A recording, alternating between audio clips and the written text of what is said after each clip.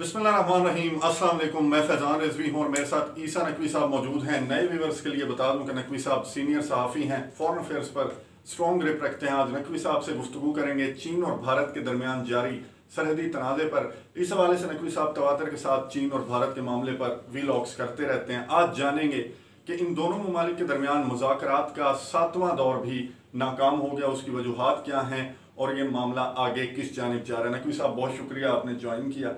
हमें ये बताइए 7वां दौर भी नाकाम हो गया, किस नुक्ते पर डेडलॉक है? बड़ा क्विकली एक्सप्लेन कर दूं कि बहुत सारे लोग जिनको इसका कॉन्फ्लिक्ट का बहुत ज़्यादा डिटेल में बैकग्राउंड नहीं पता। चीन और भारत के दरमियान लद्दाख के ईस्टर्न लद्दाख के मामले के ऊपर जो स्टैंड ऑफ चल रहा है, उस जिसका पीक हमने देखा 15 और 16 जून की दरमियानी शब, जिस वक्त 20 भारतीय फौजी गलवान में मारे गए। दोनों जानिब अफवाज मौजूद हैं और उसके बाद से चीन और भारत के दरमियान जो कोर कमांडर लेवल है उसके ऊपर मुज़ाकरात चल रहे हैं। 7 दौर उसमें अब तक हो चुके हैं। भारत का कोर कमांडर हरिंदर सिंह तब्दील होकर अब उसकी जगह नया कोर कमांडर आ गया। मंडे को, सोमवार के रोज़ 7वां राउंड था और वो 7वां राउंड, उसमें भी कोई ब्रेक थ्रू नहीं हुआ। अपने चैनल के ऊपर मैं उसकी तफसीलात जो है वो कि उसमें क्या अवामिल थे जिसमें मैंने ये प्रिडिक्ट किया था कि ये मुज़ाकरात कामयाब नहीं होंगे, वो मैं बता चुका हूँ, उसकी तफसील में भी नहीं जाऊँगा। इस वक्त जो है जो उसका बेसिकली जो मीडिया हैंड आउट है उसमें ये कहा गया कि मुज़ाकरात खुशगवार माहौल में, वो रवायती जुमले हैं, मुज़ाकरात खुशगवार माहौल में हुए, विल कंटिन्यू टू इंगेज, यानी कि मुज़ाकरात में जो वाहिद चीज़ जिसको कह सकते हैं कि जो तय हुई है वो ये है कि हम मुज़ाकरात जारी रखें। अच्छा, एक फार्मूला भी दिया है चीन के सदर की जानिब से, दिया गया क्या है वो? अच्छा, वो चीन के सदर की जानिब से नहीं है, फार्मूले का तस्करा है, फार्मूले की बाज़गश्त है और मुख्तलिफ़ किस्म के फार्मूलों के हवाले से बात हो रही है।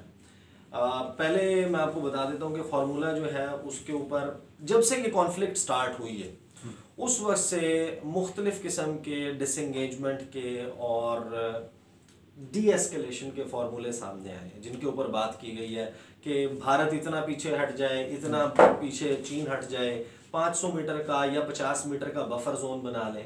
अब जो लेटेस्ट फार्मूला जिसके हवाले से ये कहा जा रहा है कि अनऑफिशियली चीन ने ये कन्वे किया है भारत को, एक तो जो पहला जो उसके साथ बेसिकली चीन के साथ जोड़ा जा रहा है वो ये कि चीन ने ये कहा है कि हम जो 1959 का चुन लाई का लेटर था जवाहरलाल नेहरू को इस लाइन ऑफ एक्चुअल कंट्रोल को सेटल करने के हवाले से, उसी के ऊपर हम आज भी कारबंद है कि 20-20 kilometre line of actual control जहां पर है उससे 20-20 किलोमीटर पीछे हट जाए फौजें।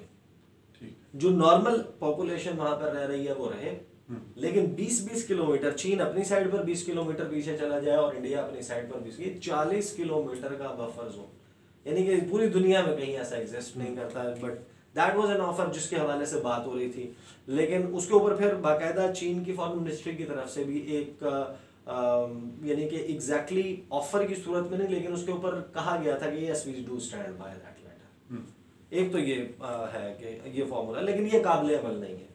अब क्योंकि एक्टिव स्टैंड ऑफ में है और टेरिटोरियल क्लेम्स हैं, मिसट्रस्ट इतना है, बदएतमादी इतनी है चीन और भारत की एक दूसरे के ऊपर, एक फिर नया फार्मूला जिसका तस्करा हो रहा है। वो नया फार्मूला ये है कि फिंगर्स की लड़ाई, आपको मालूम है कि वहां पर के फिंगर 8 पे फिंगर 3 के ऊपर भारत क्लेम करता है कि हमारा एरिया फिंगर 8 तक है, तो चीन को फिंगर 8 से पीछे होना चाहिए। चीन ने कहा कि हम तैयार हैं। अब ये बड़ा इंटरेस्टिंग है ये जो कोड हो रहा है फॉर्मूला कि भारत, यानी कि, और ये अप्रैल में जिस वक्त ये स्टैंड ऑफ जो है उसका आगाज होता हुआ हमने देखा, उस वक्त ये मामला चल रहा था कि चीन जो है वो 8 से फिंगर 8 से उठ के होता होता फिंगर 4 के एरिया तक आ गया। अब चीन इस बात पर ये कह रहा है कि हम रेडी हैं। फार्मूला क्या दिया जा रहा है कि चीन कहता है कि हम चले जाते हैं फिंगर 8 के ऊपर, उस मुकाम पर जहां तक आप कह रहे हैं कि आपका है, हम उससे पीछे चले जाते हैं। अब मुबैना तौर पर ये चीन का फॉर्मूला रिपोर्ट हो रहा है और उन्होंने कहा कि उसकी शर्त यह है कि भारत जो है वो फिंगर 3 से पीछे चला। अच्छा, यानी कि 3 से फिंगर 3 जो बेसिकली पहाड़ की फिंगर्स हैं, जो उसकी लाइंस बनी हुई हैं, रिज लाइंस बनी हुई हैं, नीचे तक आती हैं, उस एरिया में 3 से पीछे चला जाए भारत और हम 8 से पीछे वही 1950s तो वाला। अब भारत को मसला ये है कि इसका मतलब ये है कि भारत जो है वो टेक्निकली 8 तक भारत खुद भी नहीं जा सकेगा जहां तक उसका क्लेम बनता है। तो टेक्निकली ये जो है वो समझ उसका जो है वो उस फॉर्मूले की नहीं आती कि भारत इसको एक्सेप्ट करेगा। भारत बाकायदा इसके ऊपर जो मीडिया के ऊपर भारतीय मीडिया पे मैंने डिबेट देखी है तो दे आर एट लॉस कि ये किस किस्म का फॉर्मूला है और क्या भारत को अल्टीमेटली आठवां दौर होता है तो कहीं पे जाके किसी पॉइंट पे लग रहा है कि हो जाएगा। देखिए मामला जो है वो होना तो मुज़ाकरात के जरिए हल चाहिए, लेकिन अब मसला क्या हुआ, 3 बड़े ऐलान जिसके ऊपर प्राइमरीली जो है वो एक पे ऊपर मैं गुफ्तगू कर चुका हूँ अपने वीडियो में कि चीन ने 3 बड़े ऐलान किए अभी तक जब से ये मुज़ाकरात का दौर जो मंडे को नाकाम हुआ है उसके बाद से 3 बड़े ऐलान आए हैं। एक जिसके ऊपर मैं अपने चैनल पे वीडियो कर चुका हूँ वो ये कि चीनी सदर ने अपनी फौज को जंगी तैयारी का हुक्म दे दिया। Now this is very serious. उसमें मैंने बताए हैं वो 6 मामले जिसकी वजह से चीनी सदर 3-4 दफा पहले भी उन्होंने कहा था तैयार जब उन्होंने जंगी तैयारी का हुक्म दिया है इस साल में खास तौर पर, उसके बाद कुछ वाकया हुआ। 27 मई को दिया था, उसको भी हमने रिपोर्ट किया था। 27 मई को जिस वक्त चीनी सदर ने ये कहा था कि जंगी तैयारी का हुक्म दिया था कि battle preparedness and war preparedness का हुक्म दिया था अपनी फौज को, उसके 19 रोज के बाद गलवान का वाकया हुआ था जिसमें 20 फौजी मारे गए थे। अब ये जो मामला हुआ है जंगी प्रिपेयर्डनेस का ये डुअल है, ये इंडिया के हवाले से भी और यूएस के हवाले से भी है क्योंकि 3 नवंबर को अमेरिका के सदारती इंतखाबात है और उससे पहले अमेरिका एस्केलेशन को उस पॉइंट पर लेके जा रहा है जहां पर मामला जो है वो आउट ऑफ कंट्रोल हो सकता है और चीन उसके लिए रेडी रहना चाहता है कि ऐसा कोई मामला ना हो कि कोई लिमिटेड बैटल या लड़ाई छिड़ जाए। तो उसके लिए चीन जो है अच्छा, भारत भी तैयारियां कर रहा है, 44 पुल बनाए गए हैं सरहदी इलाकों में। बिल्कुल, मैं पहले ऐलानात कंप्लीट कर लूँ। अच्छा, वैसे ऐलानात जो आपने सवाल किया है उसी के सवाल के जवाब में मैं आपको बता देता हूँ। हुआ ये कि राजनाथ सिंह ने मंडे को जिस वक्त ये मुज़ाकरात चल रहे थे, एक तरफ मोल्दो चुशूल बॉर्डर के ऊपर चीन और भारत के दरमियान मुज़ाकरात चल रहे थे मिलिट्री लेवल के, उस वक्त राजनाथ सिंह जो भारत के वज़ीर दिफा हैं उन्होंने 44 पुलों का, एक टनल का और रोड इंफ्रास्ट्रक्चर का इफ्तिताह किया वर्चुअली, ठीक है, वीडियो कॉन्फ्रेंसिंग के ऊपर। और वो जो 44 पुल हैं वो 7 सरहदी रियासतें हैं भारत की जो पाकिस्तान के साथ और चीन के साथ मिलती हैं। अब चीन और पाकिस्तान का भारत के साथ मुश्तरका तौर पर बॉर्डर की टोटल लेंथ देखी जाए तो लगभग 7000 किलोमीटर बनती है। 7000 किलोमीटर की इस बॉर्डर लाइन के ऊपर जो 7 रियासतें लगती हैं उसमें 44 पुल हैं, ब्रिजेस हैं जिनका इफ्तिताह किया है।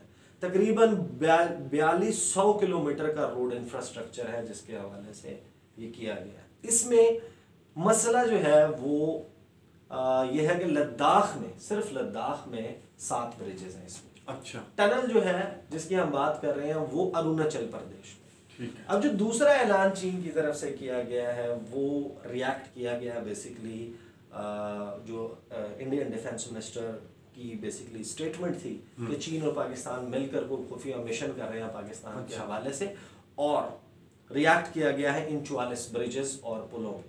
चीन ने ये वाज़ेह तौर पे कहा है कि हम ये समझते हैं कि ये सारा मसला भारत की जो सरहदी रियासतें हैं हमारे साथ उनमें ये जो इंफ्रास्ट्रक्चर बिल्डिंग है ये भारत जो है वो जंगी अज़ाइम से कर रहा है, भारत मिलिट्री अज़ाइम से कर रहा है और भारत एक्सपेंशनिस्ट, एक तोसी पसंदाना अप्रोच से कर रहा है। भारत ने ये रोड्स बनाई और ये पुल बनाई इसलिए कि वहाँ पर उनके ट्रूप्स और मिलिट्री की मूवमेंट हो सके। सरहदों पर फौज लाने की फैसिलिटी क्रिएट करने का मतलब यह है कि आप जंग की तैयारी कर रहे हैं, तो अब ये हमारा हक है कि हम इसके ऊपर रिएक्ट करें। तो बाकायदा जो अरुणाचल प्रदेश है उसको जो टनल है उसका भी ये बताया जा रहा है कि जो ब्रह्मपुत्रा रिवर है और ये सारा एरिया है वहाँ से जो मूवमेंट है भारतीय फौज की उसको इंश्योर किया जा सके किसी भी किस्म के मौसम में। तीसरा ऐलान जो किया गया है वो ये ऐलान किया गया है कि लद्दाख और अरुणाचल प्रदेश दोनों के हवाले से ली जियानज़ाओ जो कि अभी अंटिल रिसेंटली वो पाकिस्तान में चीन के नायब सफ़ीर थे, वो अब हैं चीन की वजारत ख़ारजा के तर्जुमान। उन्होंने ये कहा है कि लद्दाख को और अरुणाचल प्रदेश को हम मानते ही नहीं है भारत का। उन्होंने कहा कि ये इलीगली सेटअप किया गई है as a union territory, it's ये एक मुतनाज़ा इलाका है, हम इसको तस्लीम नहीं करते और ना ही हम अरुणाचल प्रदेश को मानते हैं कि ये भारत का हिस्सा है। इसका मतलब क्या है? ये 3 बड़े ऐलान हैं कोइंसाइड कर रहे हैं। जंगी तैयारी का हुक्म, लड़ाई भारत के इन जंगी अज़ाइम, इन प्रिपेयर्डनेस की वजह से है, और तीसरा ऐलान आता है कि हम इन 2 जगहों को भारत का हिस्सा नहीं मानते। अब बेसिकली ये सारे कॉन्फ्लिक्ट स्टार्ट हुई थी किस पॉइंट के ऊपर कि जहां पर 5 अगस्त 2019 को भारत ने इन यूनियन टेरिटरीज बनाने के बाद ये कहा था कि एक साइचिन हमारा है, गिलगित बल्तिस्तान हमारा है और आज़ाद कश्मीर हमारा है, हम इनको अपना हिस्सा बनाएंगे। और उसके बाद आपने इंफ्रास्ट्रक्चर बनाना शुरू कर दिया। एक साइचिन जो है वो चीन के पास है, गिलगित बल्तिस्तान और आज़ाद कश्मीर पाकिस्तान के पास है। तो इन दोनों ममालिक को वाज़ेह पैगाम भारत की तरफ से दिया गया था। अब उसके रिएक्शन में ये सब कुछ हो रहा है। 3 बड़े ऐलान और मेरा ख्याल है कि इंतहाई अहम है। अच्छा, पाकिस्तान की जानिब से भी, पाकिस्तान भी एक्टिव नज़र आ रहा है इनके आपसी सरहदी तनाज़े के अंदर। पाकिस्तान का यानी ये गिलगित बल्तिस्तान और आज़ाद कश्मीर की वजह से इन तीनों ममालिक का हो गया ये तनाज़ा। तो जंग की जानिब जा सकता है, क्योंकि रफ़ाल भी आजमाए, वहाँ पे मशकें भी की और चीन भी बहुत एक्टिव है, फिर ऐलान भी कर दिया कि तैयार रहें। भारत की तरफ से अब ये बहुत तवील सब्जेक्ट है, लेकिन I will quickly try to wrap it up. Bharat ने ये कहा कि स्कर्दू की एयरबेस को चीन इस्तेमाल करेगा हमारे खिलाफ। भारत ने अपने 5 राफेल तैयारे, रफाल तैयारे वो ले में जो एयरबेस है वहाँ पर पहुँचा दिए। उनकी रेगुलर सॉर्टीज और फ्लाइट्स वहाँ से हो रही हैं। वहाँ की एरियल एक्टिविटी, शिनूक हेलीकॉप्टर्स जो हैं वहाँ पर मुसलसल जो है वो सप्लाई देने में, और अपाचीज जो है उनके इंडिया के पास वो रेगुलर सप्लाईज दे रहे हैं बॉर्डर एरियाज में, और एक टेंशन का माहौल है। पाकिस्तान और चीन के साथ बैक वक्त भारत फिल वक्त क्या शायद, क्योंकि देखें इंडिया पाकिस्तान से 5 गुना बड़ी army, let's just accept that. हम कहाँ पर आके उनको इक्वेट करते हैं? जहाँ पर पाकिस्तान और इंडिया का न्यूक्लियर आर्सेनल, जो न्यूक्लियर डिटरेंस है वो हमें इंडिया के सामने खड़ा कर देती है in terms of numbers. Again जंग में और बहुत सारे अवामिल होते हैं। दूसरा जो पॉइंट है कि जो चाइना है वो उसी तरीके से पाकिस्तान, जिस तरह पाकिस्तान से इंडिया 5 गुना बड़ी ताकत है, तो चाइना 5 गुना बड़ी ताकत है भारत से। एंड कपल्ड विद पाकिस्तान और चाइना 7,000 किलोमीटर का बॉर्डर, भारत ऐसी गलती करने का सोच भी नहीं सकता। ये जो स्टेटमेंट्स हैं, जो बयानात हैं, वो एक रेटोरिक है जो कि बीजेपी का खासा तरीका है, और ख़ास तौर पे हमारी जो साउथ एशियन नेशंस हैं, पाकिस्तान भी है, वो भी इसी तरीके से बयानात जो है बड़े टका के दिए जाते हैं। तो वो भारत की तरफ से इस किस्म की स्टेटमेंट्स हैं। जो भदौरिया हैं उनके एयर चीफ, उन्होंने इसी किस्म की 8 अक्टूबर को स्टेटमेंट दी थी। अच्छा, खबरें ये आ रही हैं कि 7वें दौर में मामलात हल हो जाते, लेकिन अमेरिका की जानिब से ऑर्डर आया भारत को। देखिए, अमेरिका नहीं चाहता कि चीज़ें सेटलमेंट की तरफ जा रही हों 3 नवंबर से पहले। डोनाल्ड ट्रंप जो है उन्होंने अपना जो 2 से 3 चीज़ें रखी हैं जिनकी बुनियाद के ऊपर वो इलेक्शन लड़ रहे हैं। जाहिर है कि अमेरिका में जो ज़्यादा मैटर करती है वो डोमेस्टिक पॉलिसी करती है। टैक्सेस के जो टैक्स के मैटर्स हैं, वो आप तो खुद अमेरिका से पढ़ के हैं तो आपको अंदाज़ा है। टैक्स के मैटर्स जो हैं उनके ऊपर बहुत ज़्यादा वो होती है, तवज्जो होती है, फोकस होता है लोगों का वोट डालते हुए कि कौन किस किस्म की पॉलिसी दे रहा है। लेकिन अब एक रेडिकलाइज्ड, एक डिफरेंट किस्म का, जैसे कहते हैं कि सुपर नेशनलिस्ट किस्म की अप्रोच जिस किस्म की उन्होंने अपनाई डोनाल्ड ट्रंप ने, रेसिज्म का मैटर कर रहा है। लोकल पॉलिसी ज़रूर मैटर कर रही हैं, लेकिन जो मिडल ईस्ट पॉलिसी है उसमें अचीवमेंट कि आपने इसराइल को तस्लीम करवा दिया 2 अरब ममालिक से, और मज़ीद पाइपलाइन में है, बहरीन है, यूएई है, उनसे करवा दिया। सॉरी, एक अपना जो 2-3 ममालिक से करवाया जा रहा है, और उसके बाद पाइपलाइन में दीगर अरब ममालिक हैं। इसको वो अपने बास्केट में रख रहे हैं और इस कॉन्फ्लिक्ट को एक्टिव रख रहे हैं। अपनी अमरीकी अवाम को बता रहे हैं कि चीन जो है वो विलन है, और इस विलन को हरा सकता है हीरो का नाम है डोनाल्ड ट्रंप। ठीक है, तो उस सारी पॉलिसी के तहत मंडे को ही देखें 3 चीज़ें कोइंसाइड की। मंडे को चुशुल मोल्दो के ऊपर मुज़ाकरात चल रहे थे मिलिट्री लेवल। मंडे को नई दिल्ली में राजनाथ सिंह ये इफ्तिताह कर रहे थे, और मंडे को अमरीकी deputy assistant secretary of state, नायब वज़ीर ख़ारजा, वो मौजूद थे बेगन वहाँ पे दिल्ली में, जो कि वर्धान है, हर्षवर्धन, भारतीय सेक्रेटरी ख़ारजा, उनके साथ 2+2 का एजेंडा तय कर रहे थे। और वो एजेंडा क्या तय कर रहे थे कि 26 और 27 अक्टूबर को हम बैठ के चीन के खिलाफ यहाँ से ये स्टेटमेंट्स क्या बातें करेंगे, कौन से पॉइंट्स के ऊपर, यानी कि जाहिर है साउथ चाइना सी में जॉइंट पॉलिसी के लिए जो नॉर्दर्न बॉर्डर्स ऑफ इंडिया है जो चाइना के साथ है उसमें एक जॉइंट पॉलिसी के लिए, और जाहिर है कि उनके बायलैटरल रिलेशन भी हैं, लेकिन मल्टीलैटरल लेवल के ऊपर एक दूसरे के साथ ताउन के हवाले से वो। अच्छा, तनाव बढ़ने से पहले हम एक्सपेक्ट करें कि 8वां दौर होगा? 8वां दौर जो है वो जाहिर है कि होगा, और उम्मीद है कि 8वां दौर जो है वो ये कहा जा रहा है कि 15 से 20-25 रोज़ में जो है वो उसके ऊपर दोनों साइड्स जो है वो मेंटली प्रिपेयर्ड होंगी उस दौर के लिए।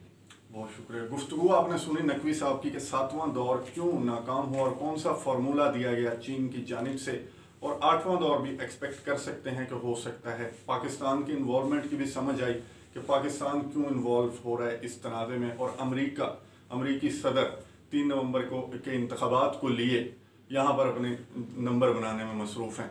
दीगर इशूज़ पर भी कोशिश करेंगे कि नकवी साहब से हर दूसरे तीसरे रोज़ इंटरनेशनल इशूज़ पे तज्ज़िया लेते रहें। अगले व्लॉग तक के लिए मुझे इजाज़त दीजिए। अल्लाह हाफ़िज़।